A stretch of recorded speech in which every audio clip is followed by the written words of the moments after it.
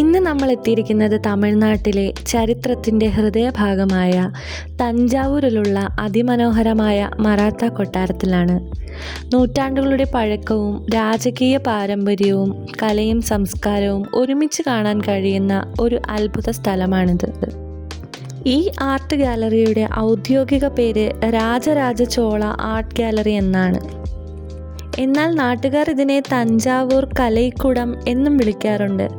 ഇവിടെ ചോള, പല്ലവ, നായിക്ക, മറാത്ത കാലഘട്ടങ്ങളിലെ നിരവധി ശില്പങ്ങൾ സൂക്ഷിച്ചിട്ടുണ്ട്.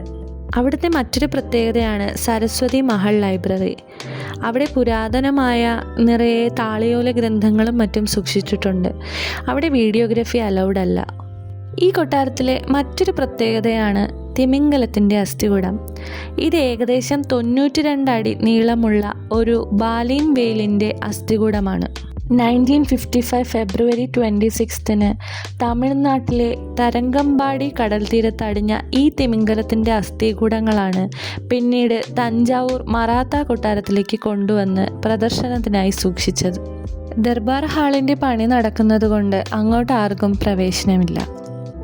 അഡൽസിന് 50-ഉം 5-നും 12-നും ഇടയിലുള്ള കുട്ടികൾക്ക് 20-ഉമാണ് ഇവിടുത്തെ ടിക്കറ്റ് റേറ്റ്. ഇവിടെ AV ഷോസും നടത്തുന്നുണ്ട്. ഈ കൊട്ടാരത്തിൽ ഒരു വലിയ മണിഗോപുരവും കാണാം. പഴയ കാലത്ത് സമയമറിയാനും പ്രത്യേക സന്ദേശങ്ങൾ നൽകാനും ഈ ഗോപുരം ഉപയോഗിച്ചിരുന്നതായി പറയപ്പെടുന്നു. ചരിത്രം വെറും പുസ്തകങ്ങളിലെ കഥകളല്ലെന്നും ഇന്നും നമ്മൾക്ക് നേരിൽ കാണാനും അനുഭവിക്കാനും കഴിയുന്ന ഒന്നാണെന്ന് ഈ കൊട്ടാരം നമ്മളെ ഓർമ്മപ്പെടുത്തുന്നു. ചരിത്രം കാണുന്നത് ഒരു യാത്രയില്ല, കാലത്തിലൂടെ നടത്തുന്ന ഒരു സഞ്ചാരമാണ്. അടുത്ത യാത്രയിൽ വീണ്ടും കാണാം. അതുവരെ ഓർമ്മകളെ ഹൃദയത്തിൽ സൂക്ഷിക്കാം.